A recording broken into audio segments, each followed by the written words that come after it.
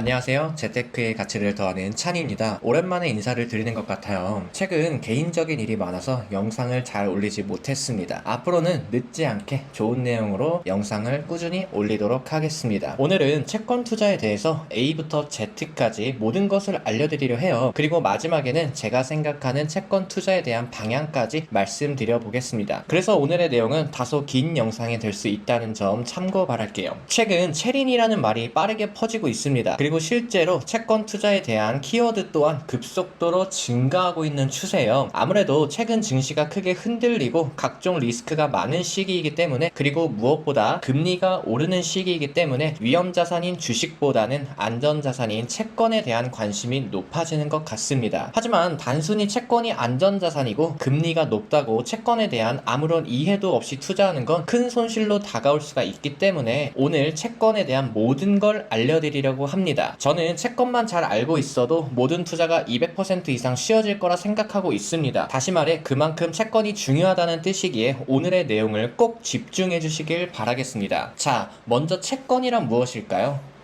우리는 돈을 거래할 때 한 가지 관계가 생기게 되는데요. 바로 채권자와 채무자입니다. 채권자는 돈을 받을 권리가 있기 때문에 채권자이고, 채무자는 돈을 갚을 의무가 있기 때문에 채무자예요. 우리가 돈을 빌리기 위해서는 무엇이 필요할까요? 바로 돈을 빌렸다는 증서가 필요합니다. 다시 말해 채무자가 이 증서에 얼마를 빌리고 이자는 얼만큼 주고 언제까지 갚겠다를 명시한 증서가 필요하고, 그래서 이 증서가 차용증서가 되는 거고, 이 차용증서를 우리는 채권이라 부릅니다. 정리하면 채권은 돈을 빌렸다는 약속된 증서예요. 그렇다면 채권은 왜 안전자산이라 불리는 걸까요? 바로 채권을 발행하는 주체가 망하지 않는 이상은 원금이 100% 보장이 되고 이자까지 받을 수 있기 때문입니다. 채권은 쉽게 예금이라 생각해도 좋아요. 예금 또한 은행이 망하지 않는다면 원금과 이자를 모두 받을 수 있습니다. 다만 은행은 예금자 보험이 있기 때문에 은행이 망해도 5천만 원까지는 돌려받을 수는 있지만 이 법만 제외하면 예금과 채권은 거의 동일하다고 볼 수 있어요. 즉 채권을 발행한 주체, 다시 말해 채무자가 망하지만 않는다면 원금과 이자를 무조건 받을 수 있기 때문에 채권은 안전자산이라 불리게 되는 겁니다. 자, 그럼 채권을 구성하는 요소에 대해 말씀드리겠습니다. 채권은 만기와 액면가 그리고 쿠폰 금리 세 가지로 크게 나누어 볼 수 있는데, 만기는 내가 돈을 언제까지 갚겠다라는 뜻이고, 액면가는 내가 돈을 얼만큼 빌리겠다라는 뜻입니다. 그리고 쿠폰 금리는 돈을 빌려주면 얼만큼의 이자를 주겠다라는 뜻이에요. 그래서 이 채권을 해석하면은 1년 뒤에 원금 1억 원과 함께 1,000만 원의 이자를 주겠다라고 해석할 수 있고, 이 채권을 만기까지만 가지고 있다면 우리는 1억 1천만 원의 원리금을 받을 수 있습니다. 그리고 채권은 발행하는 주체에 따라서 종류가 달라지는데, 대표적으로 공적기관이나 정부 등에서 발행하는 채권을 국공채라 부르고, 주식회사가 발행하는 채권을 회사채 혹은 사채라고도 부릅니다. 그리고 특별한 법률에 따라 설립된 법인이 발행하는 채권을 특수채라고 불러요. 이러한 채권들은 원리금을 어떻게 상환하냐에 따라서 또 종류가 나누어지게 됩니다. 연간 지급해야 되는 이자를 일정 기간 나누어서 지급하는 채권을 이표채라 불러요. 예를 들어서 3개월 이표채라고 써있다면 그 채권은 3개월마다, 즉 매 분기마다 1년 동안 지급해야 되는 이자를 총 4번에 걸쳐서 지급을 하는 거고, 6개월 이표채라고 써있다면 그 채권은 1년 동안 지급해야 되는 이자를 2번에 걸쳐, 다시 말해 6개월에 한 번씩 이자를 지급하는 방식입니다. 요즘은 채권이 인기가 많아지면서 월 이표채라고 해서 매월 이자를 지급하는 채권도 많이 발행되고 있는 중입니다. 그리고 할인채는 선이자 지급 방식의 채권인데, 만약 액면가 1,000만 원에 표면금리 5%의 채권을 매수한다면 이자를 50만 원을 받게 되겠죠. 할인채는 이 이자를 액면가에서 차감한 뒤 채권을 주는 겁니다. 즉 우리는 1,000만 원짜리 채권을 950만 원에 살 수 있고, 만기가 될 때 1,000만 원으로 돌려받는 거예요. 그래서 처음 채권을 살 때는 저렴하게 살 수 있다는 장점이 있지만, 이표채처럼 주기적인 이자를 받을 수 없다는 단점이 존재합니다. 마지막으로 복리채는 이자를 재투자해서 지급하는 채권이에요. 복리채는 말 그대로 이자를 재투자하여서 만기 시 원리금을 지급하는 채권입니다. 이 복리채도 이자를 재투자하니까 이표채처럼 이자를 받을 수는 없지만 만기 시 기존의 이자보다 더 높은 이자를 이자를 받을 수 있다는 장점이 있어요. 하지만 보통은 이표채로 발행을 많이 하고 개인 투자자라면 이표채가 좀 더 적합한 채권이 되실 겁니다. 자, 우리가 채권 투자를 한다면 무조건 알고 있어야 될 공식이 하나 존재하는데요. 바로 금리가 오르면 채권 가격은 하락하는 이 공식이 있습니다. 실제로 미국의 기준금리가 상승하는 동안 미국의 2년물 채권 금리와 미국의 10년물 채권 금리 또한 크게 상승하는 모습을 보였고요. 그에 따라 채권 가격도 크게 하락하는 모습을 그리고 있습니다. 참고로 이 종목은 미국의 20년물 장기 국채를 추종하는 TLT ETF예요. 즉 20년물 국채 금리가 상승하면 TLT 주가는 하락하는 구조를 가졌습니다. 그럼 우리는 이런 생각을 갖게 될 거예요. 왜 채권 금리가 오르면 채권 가격은 하락하는 걸까요? 그 이유는 채권은 미래의 현금 흐름이 확정되어 있기 때문입니다. 예를 들어 볼게요. 화면에 보이는 것과 같이 1억 원의 액면가를 가진 만기 1년 쿠폰 금리 10%의 채권이 있다고 가정해 보겠습니다. 이 채권을 만기까지 보유하고 있다면 우리는 1억 1천만 원의 원리금을 받게 될 거예요. 그래서 만기 수익률은 10%로 이 수익률은 이미 채권을 매수함과 동시에 확정될 거예요. 그런데 만약에 우리가 이 채권을 만기까지 보유하지 못하는 상황이 발생한다면 어떻게 될까요?